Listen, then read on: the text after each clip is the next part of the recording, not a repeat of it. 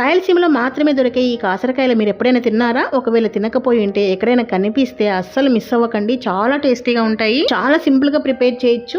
Oil వేడెక్కిన తర్వాత పోపు గింజలు యాడ్ చేసుకొని ఇది ఫ్రై అయ్యాక 3 ఆనియన్స్ చిన్నగా కట్ చేసి యాడ్ చేసుకోవాలి. అలాగే 4-5 పచ్చిమిర్చి కూడా సన్నగా కట్ చేసి యాడ్ చేసుకొని ఒక 5-6 వెల్లుల్లి రెబ్బలు కచ్చా పచ్చాగా దంచేసి యాడ్ చేసుకోండి. ఫ్లేవర్ అద్దరిపోద్ది. ఈ ఉల్లిపాయ ముక్కలు లో ఫ్లేమ్ లో పెట్టేసుకొని బాగా మగ్గించుకోవాలి. మూత పెట్టేసి ఉల్లిపాయ ముక్కలు మగ్గిన తర్వాత ఇందులోకి పసుపు, సాల్ట్ యాడ్ చేసుకొని కొద్దిగా కరివేపాకు, క్లీన్ చేసుకున్నటువంటి కాసరకాయలను యాడ్ చేసుకొని బాగా మిక్స్ చేసి మూత పెట్టేసుకొని లో ఫ్లేమ్ లో మగ్గించుకోవాలి. ఇలాగే మధ్య మధ్యలో కలుపుకుంటూ మూత పెట్టుకుంటూ మగ్గించుకోవాలి. 1 టీ స్పూన్ కారము, కొద్దిగా కొబ్బరి యాడ్ చేసుకొని గ్రైండ్ చేసుకొని కాసరకాయలు కొద్దిగా మగ్గిన తర్వాత యాడ్ చేసుకొని బాగా మిక్స్ చేసుకోవాలి. మూత పెట్టేసి మధ్య మధ్యలో కలుపుకుంటూ 2 నిమిషాలు లో ఫ్లేమ్ లో మగ్గించుకున్నారనుకోండి టేస్టీగా ఉండేటువంటి కాసరకాయల కర్రీ రెడీ అయిపోతుంది. ఇది వేడి వేడి అన్నంలోకి సూపర్ టేస్టీగా ఉంటుంది. జొన్న రొట్టెలోకి అయితే ఇంకా అదుర్స్ అండి. మీకు నచ్చిందా?